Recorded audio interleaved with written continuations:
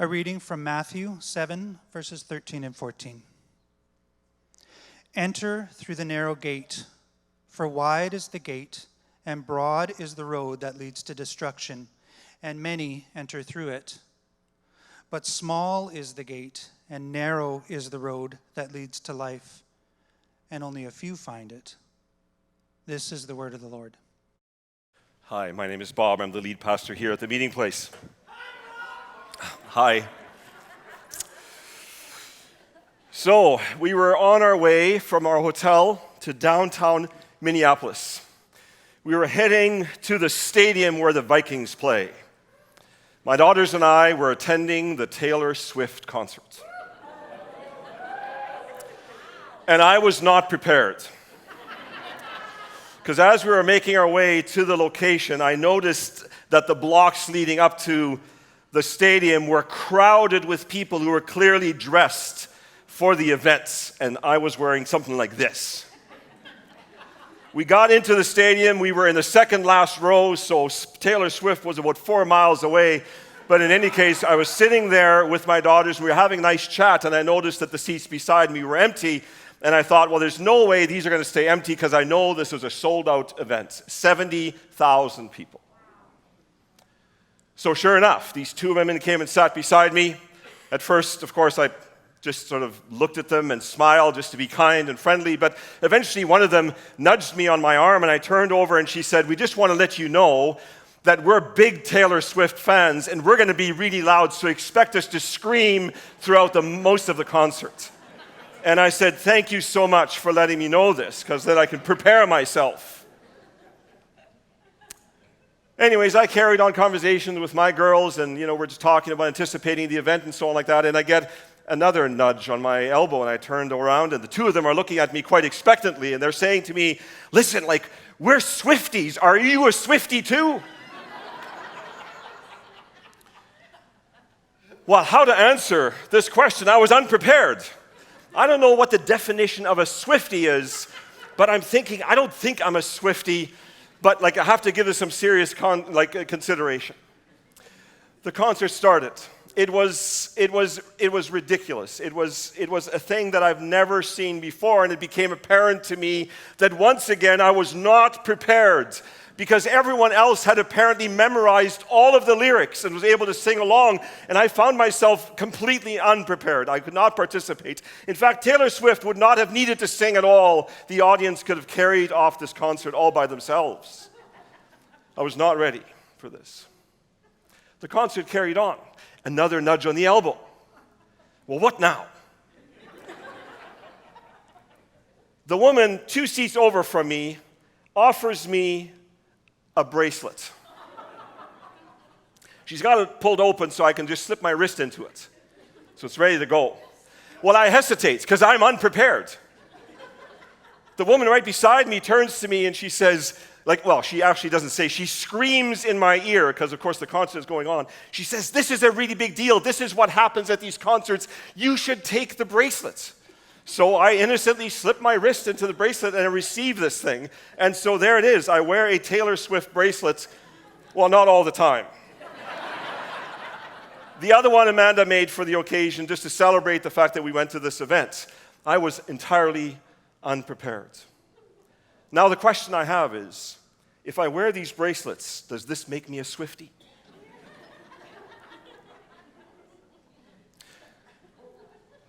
This is perhaps not the most existential question that we've ever faced. But here is the truth, and that is that we are confronted by choices in our life all the time, aren't we? There are constant invitations for us to align ourselves with either an individual or a group of people, to declare some kind of allegiance, for us to be part of a group of people and say, we stand with this group. In fact, we are faced with decisions that make those kinds of decisions for us all the time, and they lead us to be associated with others around us all the time. In fact, from the beginning of time, we've been presented with choices, and even God's perspective of this is very much a perspective of choice. It starts very early on in our scripture. If you look at the Bible, you'll find this over and over again. And the one I want to start with today is that when the Israelites were in captivity in Egypt and they were finally, under Moses' leadership, taken out of that captivity, they're brought into the desert, into the wilderness. And during this time, God reveals himself to these people and says, look, I want to reintroduce myself to you because you've lost sight as to who I am. But you are my chosen people. I'm interested in you developing a kind of community that's very distinct and very unique in this world. And I want you to be my people, and I want to be your God. And so in Deuteronomy, we find these words. See, I set before you today life and prosperity, death and destruction. For I command you today to love the Lord your God, to walk in obedience to him, and to keep his commands, decrees, and laws. Then you will live and increase, and the Lord your God will bless you in the land you're entering to possess. But if your heart turns away and you are not obedient, and if you are drawn away to bow down to other gods and worship them, I declare to you this day that you will certainly be destroyed. You will not live long in the land you're crossing the Jordan to enter and possess. This day I call the heavens and the earth as witnesses against you that I have set before you life and death, blessings and curses. Now choose life, so that you and your children may live, and that you may love the Lord your God, listen to his voice, and hold fast to him. For the Lord is your life, and he will give you many years in the land he swore to give you to your fathers, Abraham, Isaac, and Jacob. Confronted by choice.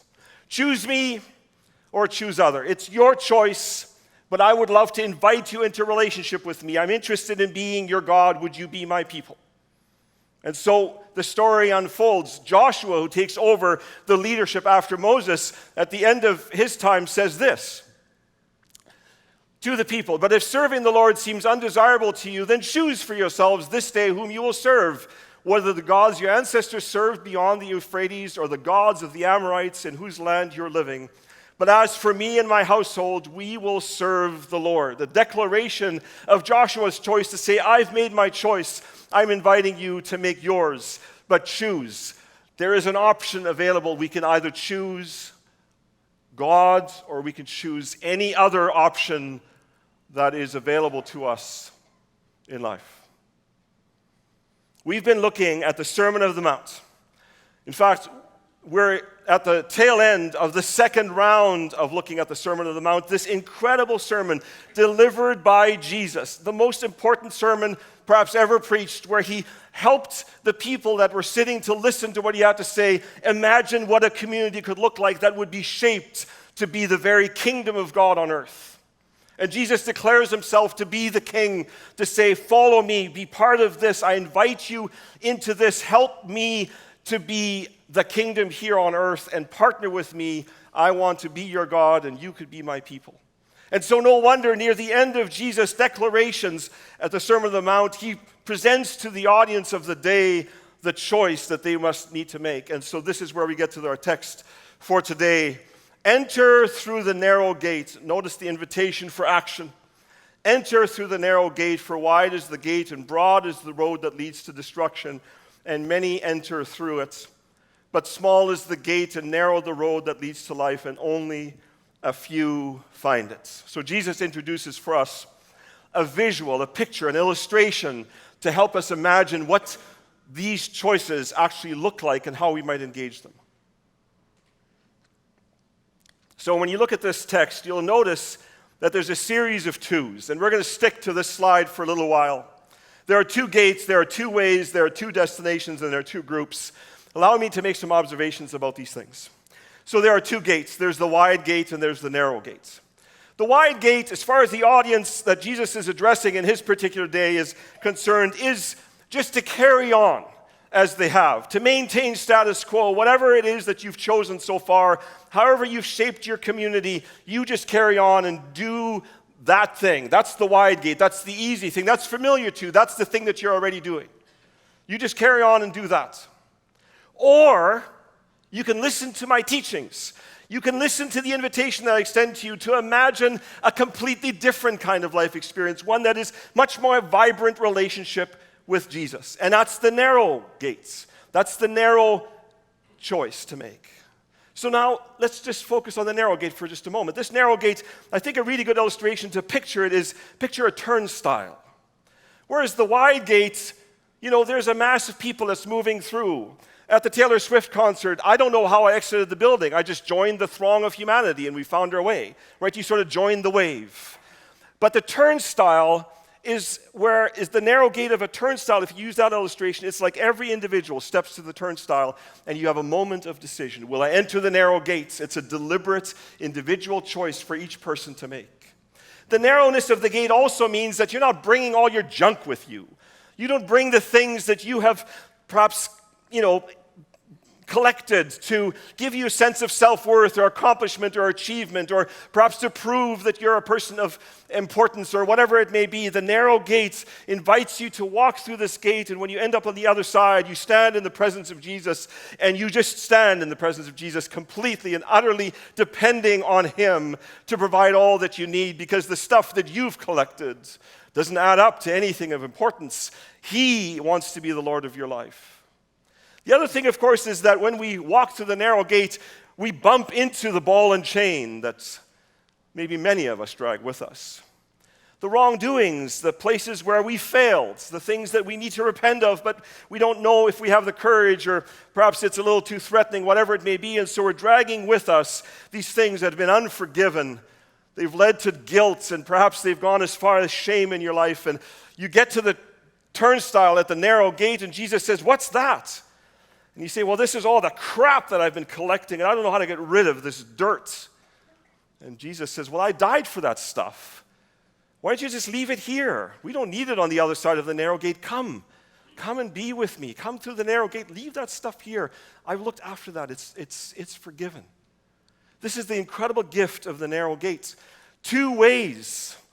There's a wide way and there's a narrow way. Can you picture in your mind what that looks like? One of the people that I stumbled upon that wrote about this made the comment about that you don't look for the wide way in this particular location, and perhaps the narrow way is off to the side.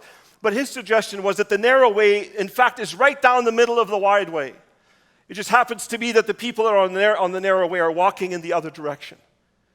And I find myself thinking about that, and every once in a while I'm drawn into the wide way, and I find myself making choices that aren't in line with Jesus at all. And then, oh yeah, wait a minute, there is the narrow way, and I quickly, with Jesus' help, find my way back to the narrow way and travel in the right direction that He's expecting. There are two ways to travel. One is the easy one. It's the one where you just go along with whatever else everyone else has decided. You sort of just align yourself with the values and the practices of this world and don't give it much thought. The hard way is one where you need to be more thoughtful. You need to discern. You need to be careful in weighing your decisions to say, this is what the narrow way. That's the invitation that Jesus extends to us. There is another set of two, the two destinations. And I suspect in this case, the signage above the gates and the signage along both ways probably doesn't look all that different. Because I suspect that the signage above the gates talks about this is the life-giving way. The destination of this leads to life and to fulfillment and to purpose and to a life that's extraordinary with Jesus. And the signage along the way of this narrow way will remind you of that. Well, the enemy is watching. The enemy's watching. He's thinking, okay, I'm going to borrow some of the language of the narrow way and I'm going to apply that signage to the wide path, because, of course, no one would walk through a gate that says destruction on it. No one would keep staying on a road that keeps speaking about this is not going to lead to a good place. So the enemy tries to fool us. So the signage may look the same on these two paths, but one of them is a lie. There are two groups. Our text, as Jesus declares, it says there's a large group and there's a small group. The large group has an easy time finding the gates, an easy time staying on the wide path. But that narrow way is hard to find. In fact, Jesus says it's only a few will find it. And we may be left with the impression that Jesus is thinking, I don't actually want everybody.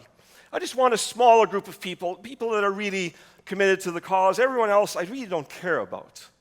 But that's not true. I'm going to show you a scripture in a little while that's going to, challenge that notion.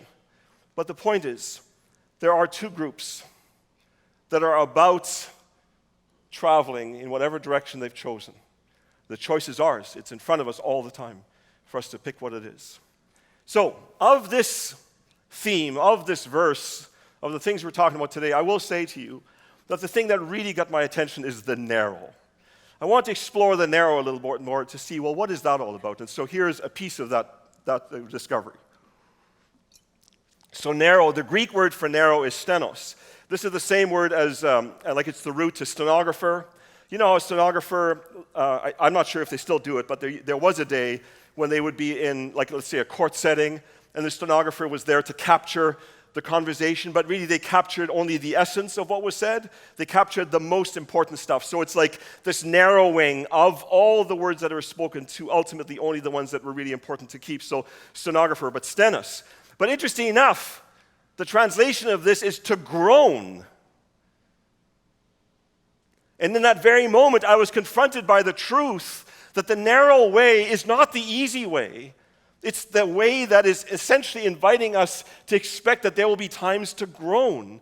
And so, of course, it raises the question, well, how interested am I in this narrow way if this is what it requires? So just keep this in your mind, because to groan isn't a thing that we would choose automatically. It's not part of our human nature. In fact, our human nature is all about choosing what's comfortable. Aren't you and I always thinking about what else can I add to my life to make my life just a little bit better? To groan, that's a very challenging invitation. There are more things to this narrowness. And here are a number of verses that I want to show you that just illustrate that. Here's Jesus speaking. In John 14, he says, Jesus answered, I am the way and the truth and the life. No one comes to the Father except through me. Narrow. We choose Jesus, that's the narrow. You make any other choice, it's the wide. Here's another. This isn't found in 1 Timothy. These are the words of Paul. It's writing, I urge then, first of all, that petitions, prayers, intercession, and thanksgiving be made for all people, for kings and all those in authority, that we may live peaceful and quiet lives in all godliness and holiness. This is good and pleases God our Savior, who wants all people to be saved and to come to a knowledge of the truth. For there is one God and one mediator between God and mankind, the man Christ Jesus. Narrow. Behind curtain narrow is Jesus. Behind curtain wide is everything else. So we're confronted by this choice. Next slide, please. Matthew 7:13-14. Our text for today says, enter through the narrow gates, for wide is the gate and broad is the road that leads to destruction. And many enter through it, but small is the gate and narrow the road that leads to life, and only a few find it. Perhaps I've frustrated you so far, because I've talked about the narrow and I've talked about the wide, but I haven't talked about, like, what's the definition? What ultimately at the center would define one versus the other? And here is what it boils down to. The wide is, I live my life on my terms. I decide what's right and wrong. I decide what I want to add into my life and what I don't want to add into my life. I decide everything. In fact, the truth is completely in my hands. I get to literally shape my life however I want. It's mostly influenced by the people around me. We are all individually the Lord of our lives, and we're carrying on however it seems and whatever it suits us, and we make whatever choices. There's no moral code. There's no commitment. There's no call for anything. In fact, the whole process of being part of the wide and being part of the large group just means you just follow along. Very little challenge. It's an easy life. But don't misread the signage. This is the path that leads to destruction. The narrow road is defined by a simple truth. And this is that Jesus becomes the Lord of our lives. Jesus is King. That's it. That's it. Jesus is King. We submit ourselves. And the interesting thing that happens when we commit ourselves to the narrow way, yes, what happens is that the comforts that we once pursued and the values that we once embodied and the decisions that we once made with a great deal of freedom are hampered. Because he's inviting us to something different. He's inviting us to a life that is lived not focused on ourselves, but rather to be focused on the thing that he wishes to accomplish on the face of the earth. And that invitation to us is to ultimately become selfless and to become other-minded, to begin to consider how do you and I contribute to the kingdom of God so that other people would find their way to the narrow way. That is then the focus of the narrow way choice that we are confronted with by making. The difference is Jesus versus everything else. This is on his terms. This is on our terms. I am so grateful that at the meeting place, our founding families made a decision to create a mission statement which has stood since the beginning of this faith community. Can we go there for a moment? At TMP, we follow Jesus and share his story, gather in our place and yours, serve where needed, and worship him in all we do. Isn't it? Oh, sorry, that's our vision statement. Can we go one slide further before? Yeah. To be a biblically functioning community, leading people to become fully devoted followers of Jesus Christ. Notice the fully devoted. It's not half devoted, it's not Sunday devoted, it's not devoted when we feel like it, it's fully devoted. What does that look like? I thought what I would do is I would share with you the writings of a person that, I don't know if we've talked about him a lot here, but here's a person who I think captured for us what it looks like for us to live a fully devoted life to Jesus. His name is Menno Simons, the founder of the Mennonites. Goes back to this person who was a Catholic priest, quietly serving in his community as a Catholic priest, and one day Jesus got the hold of him. And he read the passages that we're looking at, including the Sermon on the Mount, and he realized that Jesus was inviting him as a spiritual leader to a life that was way beyond anything he ever experienced before. And one day he writes these words: "For true evangelical faith is of such a nature that it cannot lay dormant, but manifests itself in all righteousness and works of love. It dies unto flesh and blood, destroys all forbidden lusts and desires, cordially seeks, serves, and fears God, clothes the naked, feeds the hungry, consoles the afflicted, shelters the miserable, aids and consoles all the oppressed, returns good for evil, serves those that persecute it, teaches, admonishes, and reproves with the word of the Lord, seeks that which is lost, binds up that which is wounded, heals that which is diseased, and saves that which is sound. The persecution, suffering, and anxiety which befalls it, for the sake of the truth of the Lord, is to it a glorious joy and consolation." You can remove the TV if you like. That, my friends, is the narrow way. And I'm not kidding when I say it's the hard way.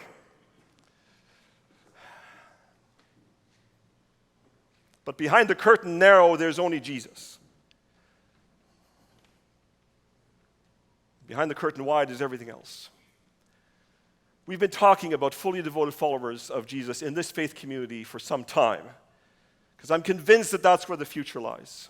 We have a vision statement that captures some of the commitments we make, including this simple truth, and that is serve where needed, which has been our focus right now. And we're inviting you individually and us as a collective group to be about that, to make a difference in the world, because this is what it means for us to be together on the narrow roads. I blatantly stole from another church this statement: good deeds lead to goodwill, leads to good news.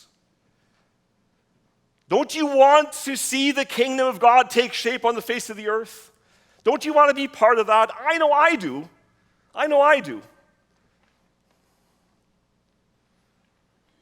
I don't know if I'm a Swiftie.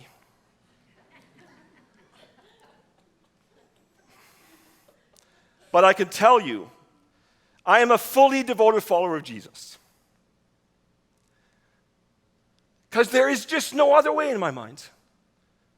He's the one that speaks a truth that's not available otherwise. Taylor Swift has never declared to be the savior of anybody.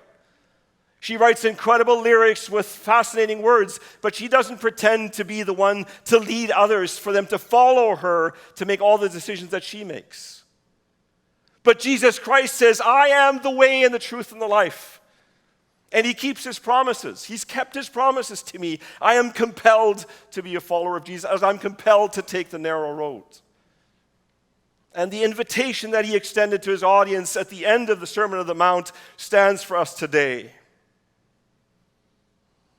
Will we take the narrow road? It's available to us. Oh, the wide road is easy. The narrow road is hard. But it's a better way to live, my friends. It just is. To be part of something bigger than us. I don't want to be responsible for truth. My judgment is flawed. But Jesus, he knows the way.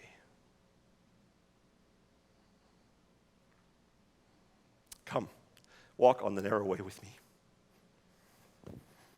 So the most important question that has come in several times, people are wondering, wait, Bob, are you a Swiftie now? Asking for a friend. I haven't done the work to find out what the definition of a Swiftie is, but I have a certain appreciation for her, and if wearing the bracelet makes me a Swiftie, I'm fine with that. But don't make the mistake of believing that allegiance trumps my commitment to Jesus.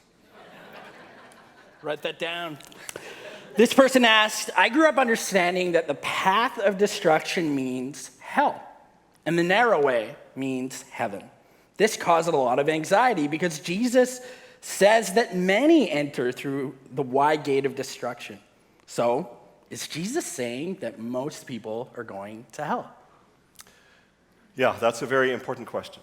So, the truth of the matter is, in this moment, when he is inviting his audience into making a decision, he is, in fact, saying that there is a way to live on the wide road, but it doesn't necessarily mean eternal damnation. It's a relationship that Jesus offers to say, look, there are moments. C.S. Lewis says, you can't change your beginning, but you can change how you're going to end. And so the idea that even while you're traveling on the wide road, there's opportunity for you to turn to Jesus and say, I changed my mind. But here's the thing. This first came up in a young adult setting. We were sitting in a circle right in this space right here. And one evening, I was leading a Bible study to a large group of young adults, and one of the young adults said, there are two kinds of ways, or two ways to be Christian. One is the hard way, and one is the easy way. And I'd never heard this before, and I said, tell me more. And she described that the hard way is not only to say, Jesus, I believe in Jesus and all these things, but that Jesus is the Lord of my life. The easy way is to say Jesus is this wonderful teacher, he's this great leader, he's all about love and all that kind of stuff. But really, it doesn't influence your life at all. The truth of the matter is that if we decide to not choose Jesus, he honors that decision. It's a relationship. It's not just a document of truth, but it's a person of truth. And so the relationship is that if you choose to say, I want to live my life without Jesus, I want to be the Lord of my life, then your eternal destination is determined by that choice. And Jesus will give you that choice and respect it because it's our choice to make. Because he offers us the whole decision to us, like freely. There's no, I'm going to pretend to ask you the question, and ultimately I'll decide for you. No, he honors the way we engage that. In this text, to be clear, he is not suggesting eternal damnation is not the thing that the destruction theme names in this instance. It's literally saying, you choose to live your life for yourself, that life isn't going to have a life of hope. It's not going to be life-giving. It's not going to be vibrant. I think that's an important clarification, is that we have to put a text in context, and in this Sermon on the Mount context, it's not, Jesus is not talking specifically about afterlife affairs here. This is about how this is going to show up as disciples in your life. Yeah. And so we should, I do find evangelicals, we tend to read everything as about salvation, and because we'd rather put it after our life rather than have it make a difference right now. Okay, next question. In our postmodern age, many believe that all religions lead to truth and that all roads lead to Rome. The idea that there could be a narrow way can be shocking and unpalatable. What advice would you have for me as I share this conviction with my neighbors and friends? Well, here's the way I picture it. This is the story that I picture in my mind. If you were to bring people together from various religious traditions, and you would sit them down together in a room and you would say, let's talk about some of the basics. For example, what is the hope for outcome as you engage in your practices, in your faith-related practices? And what we will discover very quickly is the hope for outcomes are not the same. They're different. We talk about other differences like moral code choices. We talk about authorities. We talk about decision making. We talk about all these things. And what you discover amongst the people who represent different faith traditions, there won't be agreements. So anyone who believes that all roads lead to Rome, all faiths have the same outcome, it just means that you need to actually look into to say, well, what is the hope for outcome of this particular faith tradition versus this one? And so if you look at it, you'll see the differences, and they can't be reconciled. There is, and I'm not entirely informed, but I believe that the Baha'i faith tradition seeks to be a community of faith that allows people from all faith traditions to come together and have a common experience. And individuals can retain, if you want, their own faith practices, but they desire, because they don't want to create an in and out kind of scenario, that they invite people of many different faiths. But the thing is that they're limited, because they can't be teaching our truth, they can't be speaking of a moral code, because the diversity within the room is so great that they can commit themselves primarily to acts of good deeds and perhaps a camaraderie or like a relationship. I'm speaking not well informed, but just to say to you, the best advice I can give you is explore with a person, any person that you're speaking to, as you discover what their faith tradition is. Tell me about your faith. What does it seek to accomplish? Where does it lead? How does it influence your life? What kinds of decisions are formed by the fact that you're pursuing that particular kind of faith? And you can have a wonderful dialogue, and I think you'll make some good discoveries. I appreciate that you invite us to explore, because I think the assumption in that question is that you actually know every way. Right.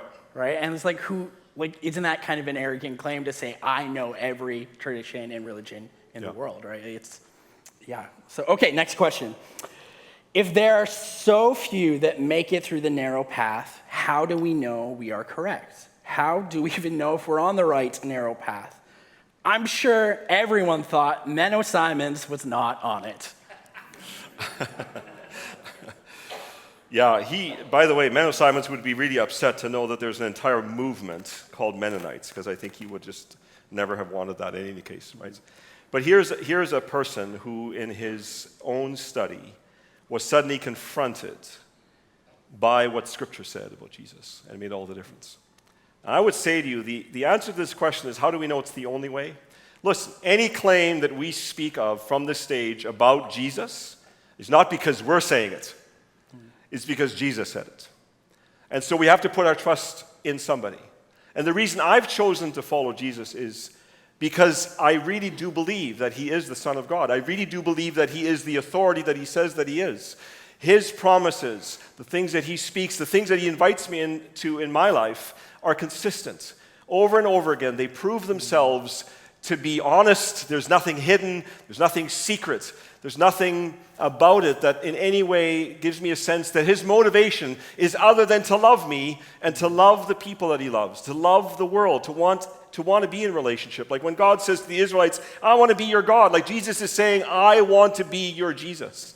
So in this instance, everything in the verses in Matthew 7, it says, enter into the narrow gate. He's inviting people to say, if you're going to choose, enter into the narrow gate, because I don't want to miss out on being with you. I find that compelling. And so for me, the choice has been made. And I think you need to come to the same place to say, is there something, is there someone, is there some movement that you would trust instead of Jesus? Like test it, determine it. I have found that Jesus is the one that I can trust, and so I follow him. So as we're testing it, how do we know, though? I think that's the heart of that question. What kind of criteria can we say, this, that we'll internally know, or maybe even externally, that, this is the right way? How would you answer it, Paul? I think probably I would say that it grounds us in ways that are transformative to the other. I think the best way to interpret the narrow way is actually the verse right before. So last week I taught on this, do unto others as you would have them do unto you. I think we can tell we're on this narrow way when we have something that takes us out of our default selfish motives and puts us into the path of love. I think love is the criteria.